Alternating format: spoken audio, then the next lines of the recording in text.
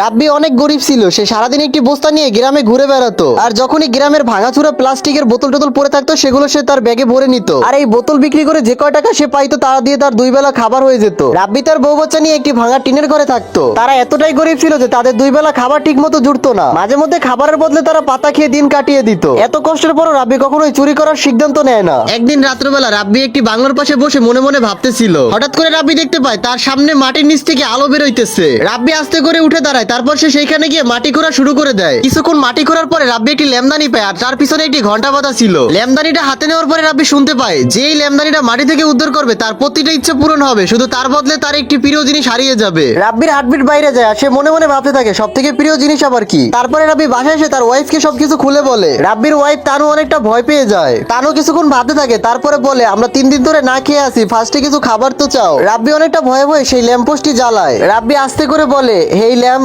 আমাদের কিছু খাবার দিয়ে দাও। হঠাৎ করে তাদের ঘর ভর্তি খাবারে ভরে যায়। তাদের সংসারে সব প্রয়োজনীয় জিনিস পেয়ে যায়, সাথে রুটিও ভরে ভরে পেয়ে যায়। কিন্তু ওই দিন রাত্রবেলা রাব্বি দেখতে পায় তার বাচ্চা ঘরের একটি কোনায় বসে আছে। কিন্তু রাব্বির বাচ্চা রাব্বিকে আর তার স্ত্রী তানুকে চিনতে পারে না। তানু অনেকটা কান্নাকাটি করতে থাকে। অন্যদিকে রাব্বির মনটা ভেঙে যায়, কিন্তু তাদের ঘর ভর্তি খাবার ছিল। রাব্বি মনে মনে ভাবতে থাকে বাচ্চার পরে চিকিৎসা করাবো না। তারপরে রাব্বি মনে মনে ভাবলো এই ল্যাম্পটাকে আরো একবার ব্যবহার করি। এইবার রাব্বি ল্যাম্পের কাছে চাইলো, হে ল্যাম্প, আমাকে একটি দোতলা বাড়ি দাও আর আমাকে একটি দোকান দিয়ে দাও। চোখের পলকেই তার ভাঙা বাড়িটি ভেঙে সেখানে একটি দোতলা বাড়ি হয়ে যায়, আর সেই বাড়িটির সামনে বরাবর একটি দোকানও হয়ে যায়। রাব্বি মনে অনেক খুশি নিয়ে তার বউয়ের কাছে দৌড়ে যাইতেছিল। তখন রাব্বি দেখতে পায় তার ওয়াইফ মূর্তি হয়ে গেছে। রাব্বি অনেকটা কান্নাকাটি শুরু করে দেয়, কারণ এই দুনিয়াতে তার ওয়াইফ ছাড়া তার আপন বলতে কেউই ছিল না। তখন সেই ল্যাম্প থেকে আওয়াজ আসে, তোমাকে আগে থেকে এই জিনিসটা ভেবে নেওয়া উচিত ছিল। তোমাকে বলেই দেওয়া হয়েছিল যে তুমি এটা থেকে তোমার প্রত্যেকটা ইচ্ছা পূরণ করতে পারবা, তবে তোমার একটি প্রিয় জিনিস হারাতে হবে। তখন রাব্বি দৌড়ে গিয়ে তার ওয়াইফকে জড়িয়ে ধরে, আর সে কান্নাকাটি করা শুরু করে দেয়। তার আগে বন্ধুরা, অনেক কষ্ট করে ভিডিও বানাই, তোমরা ভিডিওতে একটা লাইক দিয়ে চ্যানেলটাকে সাবস্ক্রাইব করে দাও। লাইক সাবস্ক্রাইব করলে তো তোমাদের হাতে ব্যথা হবে না, উল্টা আমার ভিডিও বানানোর আগ্রহটা আরো দ্বিগুণ বেড়ে যাবে। রাব্বি কান্না করতে করতে বলে, আমার এমন জীবন দরকার নেই, আমার বউ বাচ্চা আমাকে ফিরিয়ে দাও। আমরা ক্ষুধার্ত থাকলেও আমাদের জীবনটা অনেক সুন্দর ছিল। হঠাৎ করে সেই ল্যাম্প থেকে অনেক জোরে একটি আলো বেরিয়ে আসলো। যখন আলোটি সরে গেল তখন রাব্বি দেখতে পায় তার সেই বড় বাড়ি এবং ঘরের ভিতরে খাবার এবং তার দোকান সবকিছুই গায়েব হয়ে যায়। আর তার চোখের সামনে তার বাচ্চা খেলতেছিল,